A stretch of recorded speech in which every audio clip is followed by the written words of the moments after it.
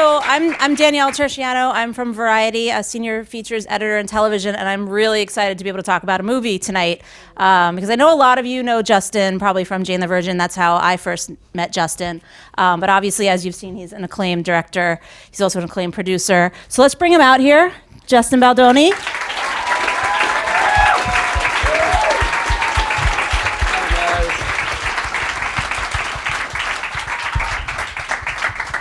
How's everybody feeling? Do we feel close together? I think that's the perfect way to start, because obviously this movie, the tone of this movie is so unique because there's so much seriousness, there's so much sadness, and yet you don't let that take over. You find moments of light. These characters have such great heart. Tell me about how you tap into that. What is the most important thing about balancing that? That's a good question. So just some background. So 7 years ago or so, I left acting to just kind of chase this prompting, this kind of calling that I had to create content that helped us kind of remember our shared humanity. And the first thing I did was this documentary series called My Last Days, which I think you wrote about at one point. I did, yeah. We were going to get there, but you got there first. And but I only bring that up because I've now made over 20 documentaries with people that are living essentially with a chronic or terminal illness, but choosing joy kind of in the face of that adversity, which is eventually what inspired this. But from the reality of that situation, I've learned that it's not depressing, and the people in those situations are not depressed. People around them maybe, but generally people living with chronic and terminal illnesses, it's in many cases know how to live far better than those of us that are healthy or able-bodied. And so and also freaking funny. Like, they're funny. There's so much comedy in that I've discovered in like people that are living with these chronic illnesses. And that's a way of coping. Like, like life has to also be funny. So when it came to kind of approaching this film, I have no interest in making a movie that leaves everybody depressed. I think Twitter can do that for us, or Instagram, depending on who you're following and who you're comparing yourself to. But the world does that for us, and I was interested in making a film that kind of lifted us up. Yes, broke us apart, but then hopefully put us back together a little bit. And left us feeling hopeful and like we wanted to hug a stranger or call somebody that we love, because I think that's what the world needs more of right now. Yeah. And Claire Weinland obviously was a part of My Last Days. She was one of your documentary subjects, and you brought her on to consult on this film. How integral was her involvement in terms of crafting the characters and kind of tapping into that spirit that you're talking about? Well, this movie wouldn't exist if it weren't for Claire Weinland. We were having a conversation. We were spending some time together after the documentary, and I kind of I was like, all right, tell me, what's the real scoop on these hospitals? Like, I know some stuff goes down. Like, can't just be what, have you ever dated somebody else? Like, with CF maybe? And she was like, no. And that was how I learned that there was a 6-foot rule between two people with CF, and it was like this instant download. And I had been working on another film which I had sold to another studio, and I just was like, I just felt like I knew it. We all have those moments where you're just like, I just knew that this was a film that I had to make, because you can tackle so many things when you create an obstacle like that's rooted in reality. And I'd never heard of something like that. Like, what else? Like, you hear of like there was like The Boy in the Bubble, and then I think Everything did a version of it, but this is a real thing that 30,000 people in America and 70,000 people around the world deal with all the time. The people that they should be the closest to, that can understand them the most, are the people that they can't go near, which for me just blew my mind. So I thought, well, there's a way to make an educational story, but also one that touches on all these things. And Claire, she was the key to all of it. I mean, she gave us the inside scoop. She gave us the story. She told us why she isn't friends with many people with CF. She told us how many friends she's lost and how hard it is, and the magic that hospitals can be. A thing for so much of this movie is influenced by her outlook on life as someone with a chronic illness, because she was so convicted in the idea that there should be no pity for somebody with a terminal or chronic illness, that they don't need pity, and that their lives are extremely full, but they're also very isolated. So it was kind of this balance of all these things, and unfortunately, she got her call for her double lung transplant and passed away just before I could show her my director's cut, which this is probably the first time I'm going to be able to talk about it without crying, because I've cried so much over the last 2 weeks as this movie comes out. But that was really hard, yeah. Do you feel like she inspired Haley's character specifically, or were you drawing from other areas? We rooted a lot of Stella in Claire, with her permission, of course, and just the idea that a young woman goes into a hospital for a tune-up, but in those 3 weeks transforms her place into her own bedroom. Just that idea of seeing looking at hospitals in a new way, which was rooted in what she did. I mean, she would come in with suitcases and they'd make multiple trips because she knew, all right, it's that time. I got to go again. I need an antibiotic. And she would just decorate her entire room. And she was also a YouTuber.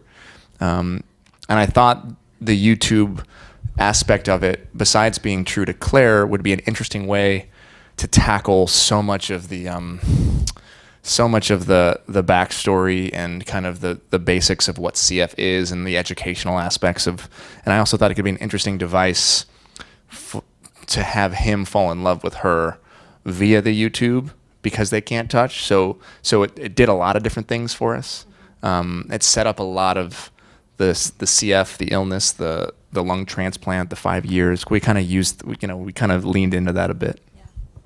Let's talk about the casting, because obviously so much, and this as an actor, so much lives and dies with that. So when you were approaching what you wanted for these characters, what did Cole and Haley bring that kind of maybe even elevated the vision that you already had? Well, I knew Haley was Stella before we had written a word. So speaking of Jane the Virgin, the night that Michael died on air, we had a cast party at my house. And by the way, my wife Emily's here, who played Nurse Julie, who was just amazing. I wanted her to come up here, but she's like, no.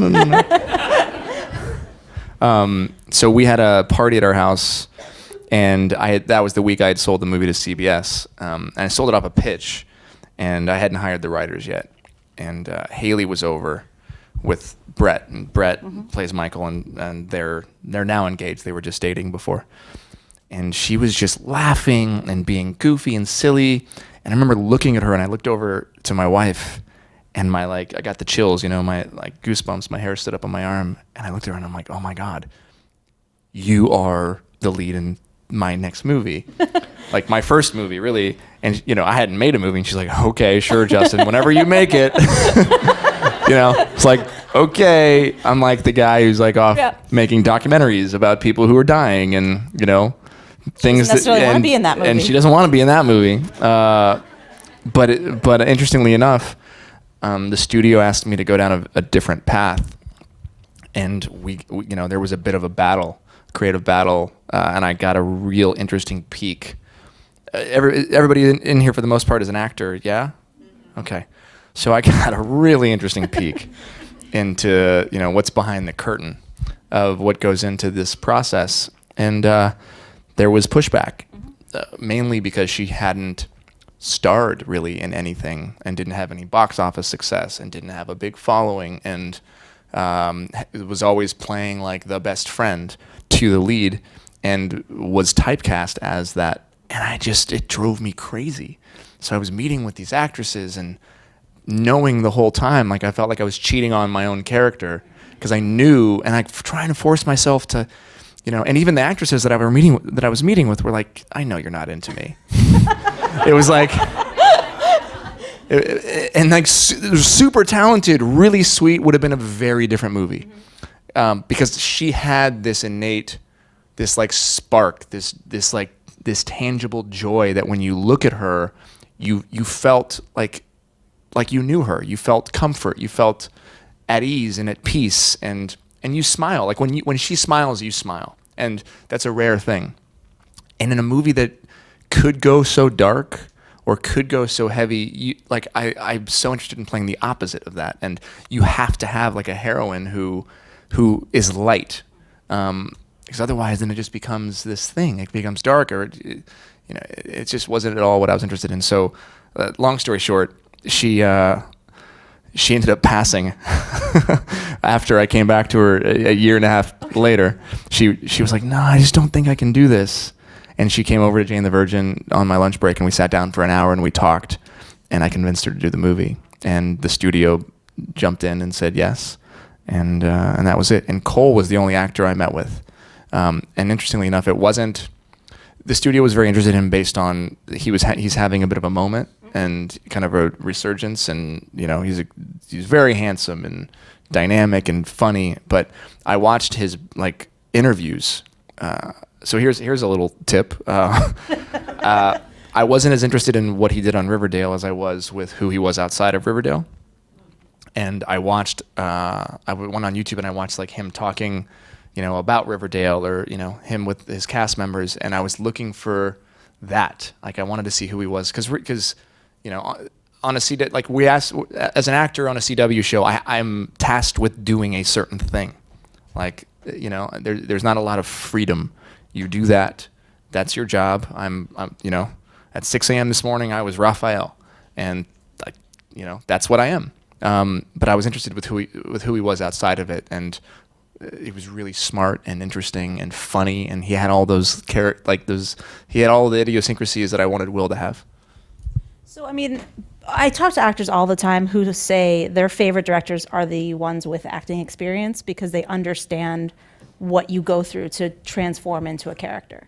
So obviously that's you, and I'm sure if Haley and Cole were here, they would be saying the same thing. But from your perspective, what do you feel like having that background does when you're working with other actors? Well, I think for me, I'm so grateful that that this came after I'd spent almost 5 years on a show and been acting for now 15 years. It was funny. I was just telling my wife, I still remember going and paying for my SAG card, back when it was $850, which 15 years ago.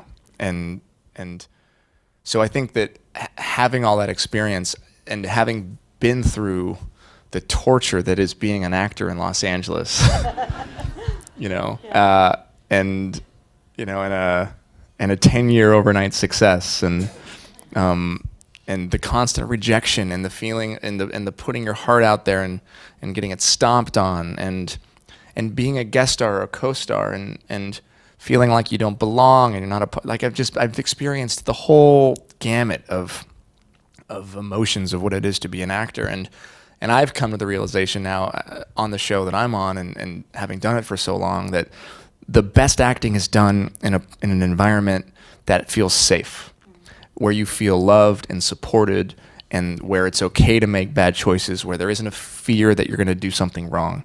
And so that's what I start with. And I always kind of relate.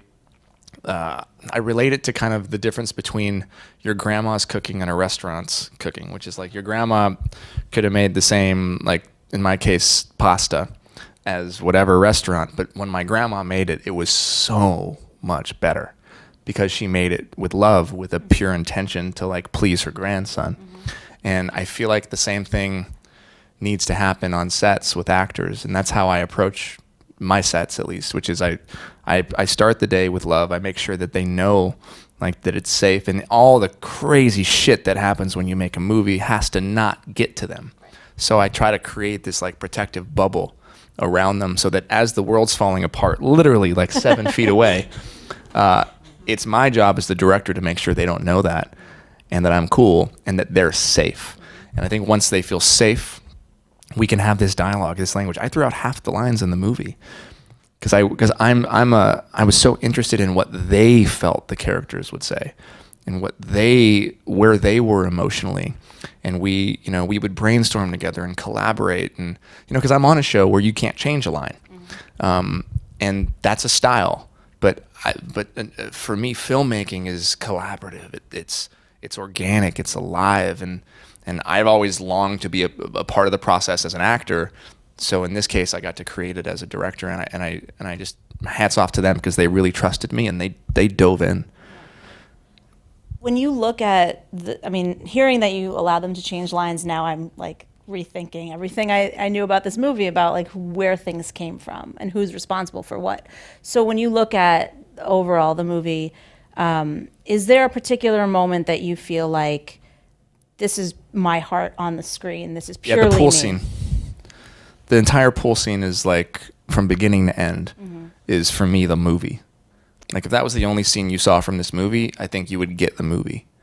The pool scene is a huge one. So when you know that, when you have this grandiose task of saying this scene is going to make or break it, ultimately, how do you prepare for that? That maybe is different. Do you prepare for that in a different way? Do you allow pressure to get to you? Well, pressure is an interesting thing. For me, I think my wife can probably talk about this, but I thrive under that. I thrive under pressure to a certain extent. I hate it, but like I was an athlete. I was a 100-meter sprinter. I was a runner in high school. So like when that gun goes off, it's just me against 5 other guys, and there's something about that was terrible, but also I enjoyed it. It was masochistic in a way, right?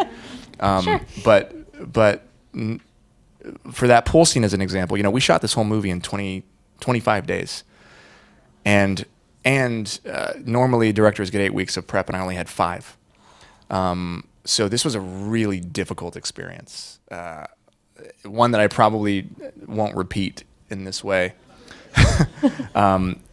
But it was important because this was my christening, I guess, and I went through it, and I learned, and I made a lot of mistakes, but we did things right. And the one thing that I protected was that scene I gave the entire day. I said, do not schedule anything else on that day except this one thing, which we had to put there, which was actually her drowning sequence, which we shot in 3 takes in a pool. Wow. It was that, or that seems like that would be the harder one to do.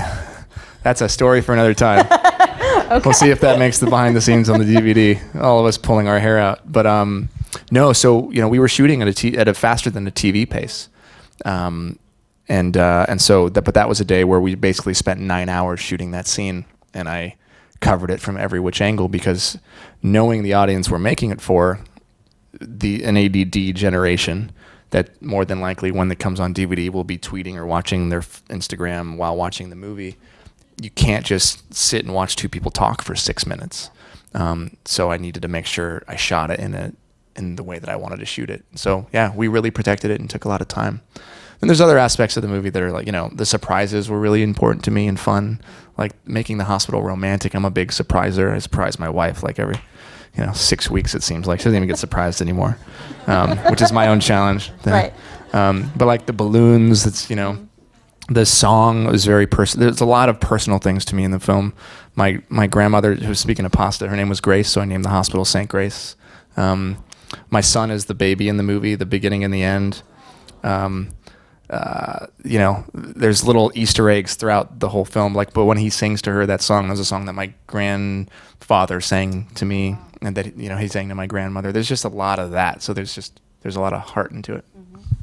You mentioned obviously faster paced than television, and what I found fascinating, you mentioned earlier, was that you were also working on Jane at some point in the schedule.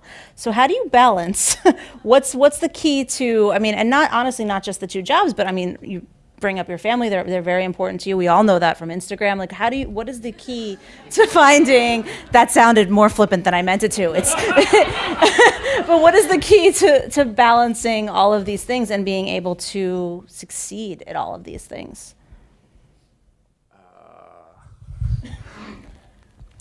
Having a partner, really. If it weren't for, I keep bringing up my wife and Emily, but if it were not for her, there's no way I could do this. And I don't think that there's a balance. In fact, I don't think it's been healthy, the way that I've been living. Okay.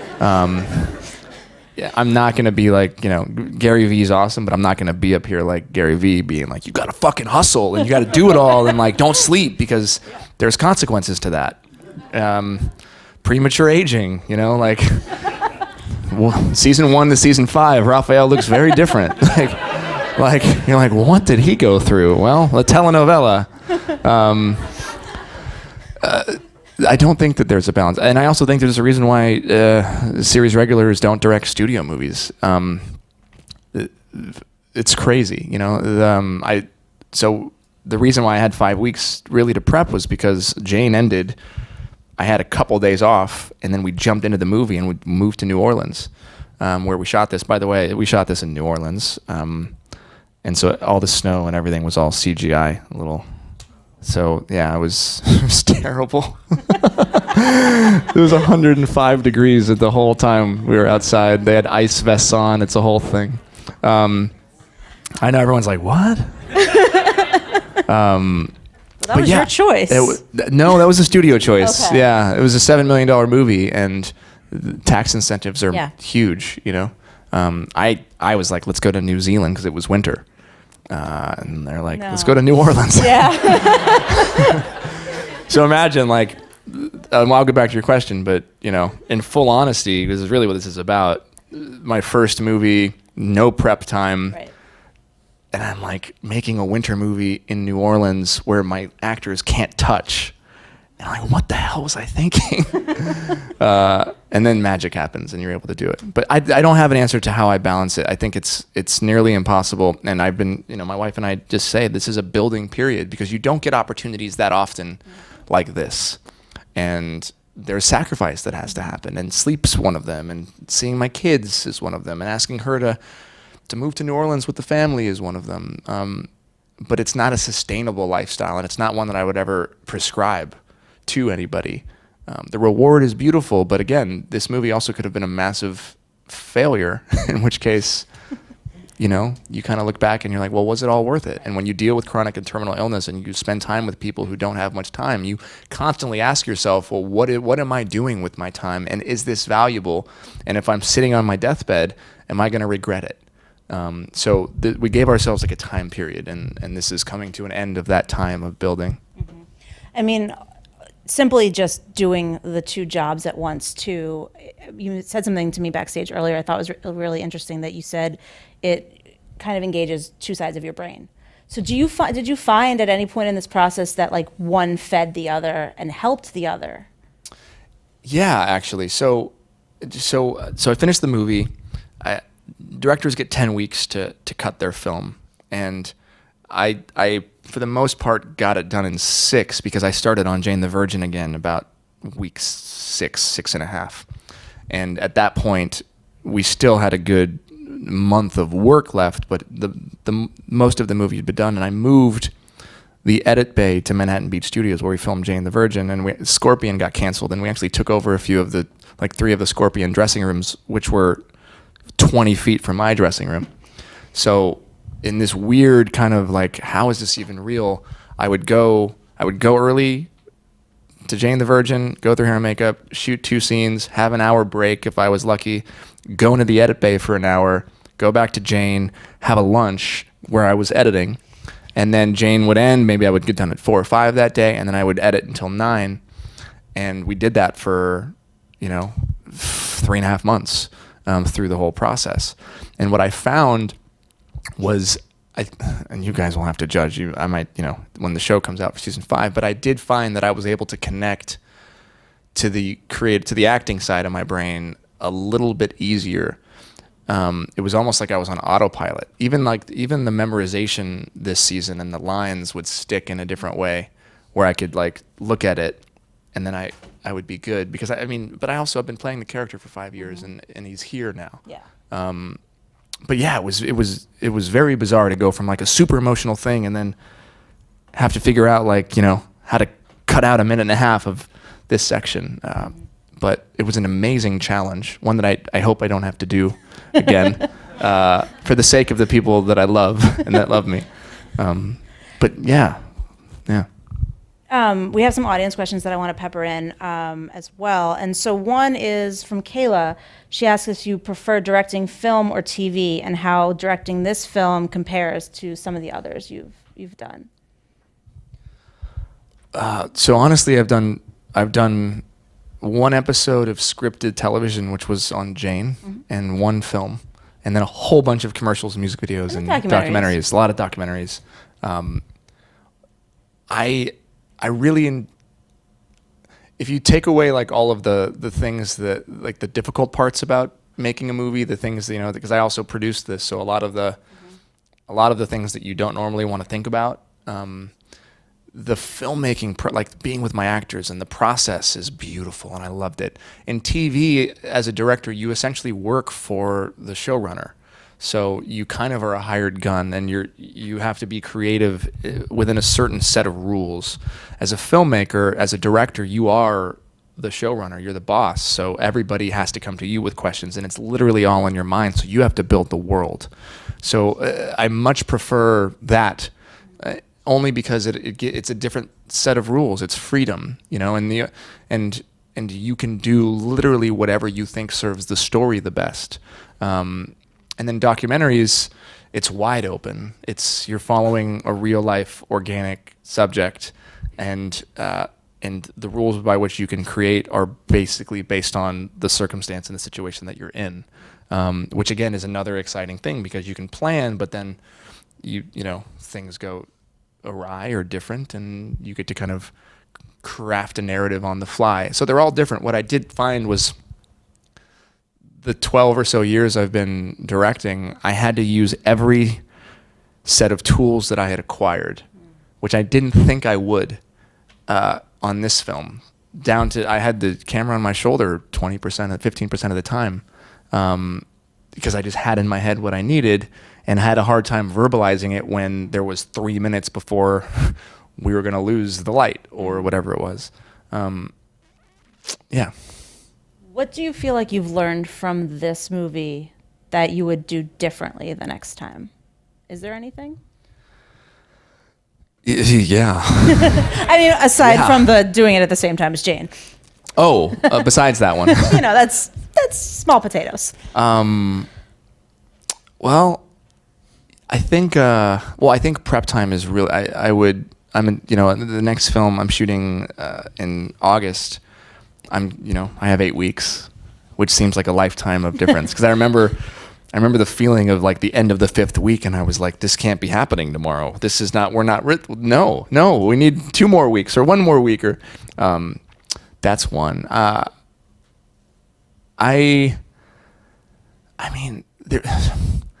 Prep is huge, I think, but that would be kind of the big one. And then also just making sure that I trusted a lot of people in the hiring process. Mm-hmm. I brought on a lot of people that were really experienced, and sometimes I didn't trust my intuition, which is generally what I just lean on and rely on 24/7. I'm always going with a feeling. But in this situation, I was also nervous and scared because like you're getting a chance to direct a studio movie, and you can either lead with love or with fear. And if you lead with fear, you don't go down the right path ever. And there were certain choices that I made that were rooted in fear. Like, what if it doesn't work? Or what if I can't figure this out? And every single time I made a choice rooted in fear, it failed. And eventually it had to be replaced with a choice rooted in love. And so that would be the biggest thing is just trusting that it's okay, that I got it, and surrounding myself with people based on what my intuition says, not just based on what their resume is. Yeah. Did you at any point consider being in the movie, giving yourself I don't want to. I was in the movie. No, but like a father. No, there was like a. I know, but like I meant more of a co-starring role because you've directed yourself before. No, not even a little bit. Okay, what goes into when you want to direct yourself and when you don't? I guess I would have to think that I could play the character or bring something to a character in a way that maybe I just would have to know I could play this character and I guess that would be it. That because there's so many talented actors that for me to direct myself, I just would either have to just be so in love with this particular character and know that I could bring something to it that I couldn't find anywhere else. Because otherwise, you know, that's 2 jobs. Yeah. And it's not easy. I mean, what Bradley Cooper did is nothing short of a marvel.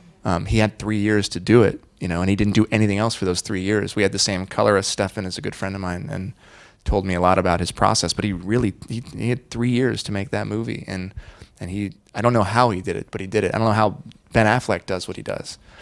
I'm much more interested in crafting other people's performances. And I'm super insecure as an actor. So like, I'm, trusting myself. I don't know. I just think that you need someone watching you. You need someone who is able to be objective to tell you like, you should maybe think about it another way. And I need that at least. I crave that. Even as a filmmaker, I crave collaboration and looking over and asking people what they think. And I think, so yeah, I'd have to know. I'd have to be like, I'm born to play this role. But yeah. From Sean, what is one thing you know now that you wish you knew when you first started acting and directing? Who's Sean? Where's Sean? Oh, it's Sean Hill? My friend Sean Hill? What's up, buddy? That's so funny. The one thing I knew now, I wish I knew back then. I was thinking about this the other day. What I can tell you is there is no chance I could have been emotionally or spiritually prepared for success when I started acting. And I'm so grateful it didn't come. You know, I experienced a tiny bit of success when I'd moved here. Within a year, I landed a series called Everwood, which was on the WB before it was the CW, which was Greg Berlanti, who's still a dear friend and was a bit of a mentor for me throughout this process. But and I remember experiencing a little bit of it, and it absolutely went to my head. Absolutely. And I think what I wish I knew was that the rejection and the pain and the struggle and the figuring out how to make rent and the sleeping on people's couches and the eating Ralph's chicken tenders because that's all you could afford on La Brea, and the acting classes and trying to find a teacher that didn't make you cry because it was really about their ego and all of the different things that we've gone through. Those would be the things that would like shape and mold my character and allow me to and prepare me to be ready for any success if it were to ever come. I also think now, being in this position, and I said this earlier today, people are like, "How are you feeling?" Because our movie did well. I mean, we did $13 million in a weekend, and a movie like this is, surpassed all their projections and tracking, and knowing what we made it for and how we did it, and people are like, "Oh my God, are you happy? Are you through the?" And I keep saying, like, I'm not any happier than I was yesterday. Nothing changes. Nothing. And that's what I would remind myself is the world around me will change, and the way people maybe treat you change. And people might want more photos, or you might lose privacy, or you might have followers, which means you can sure use that in interesting ways, but it doesn't change your happiness. And so often as actors, our happiness is attached to our perceived success. And it's just not true. It's not like getting a series or getting a pilot. Like, it's always 2 things at once. In the midst of extreme success, there's always going to be something on the other side of it that balances it out, that takes away from the feeling of just, of euphoria. Because there's going to be a tragedy, or there's going to be this, or, your movie's going to come out, and my God, there's going to be a shooting in New Zealand, and your heart is broken. And, or you're going to get in a fight with your girlfriend or your wife, or your kid's going to be sick, or whatever it is. There's always 2 things at once. And you realize that all these things that we move here for and we give up our lives for and we chase, you will always chase. I mean, here I am sitting here, but like, I'm not Jordan Peele to you. His movie opens this weekend, and it's like, the guy's a genius, and he's gonna, but like, there's always another step. There's always another person who, not saying you would, but you'd rather be sitting here with, maybe, or like,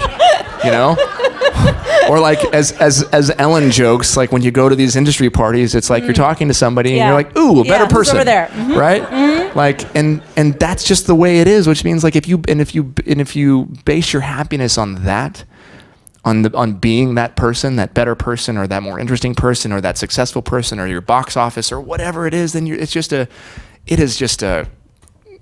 it's a quick path to unhappiness. And so it starts with gratitude and knowing at the end of the day that you are enough as you are, whether you're auditioning or you're booking or whatever it is. I think that's the perfect place to end it. Thank you guys for coming. Thank you, Justin. Thank you guys so much for coming. That was so sweet of you all. It's so cool to be here. It was great.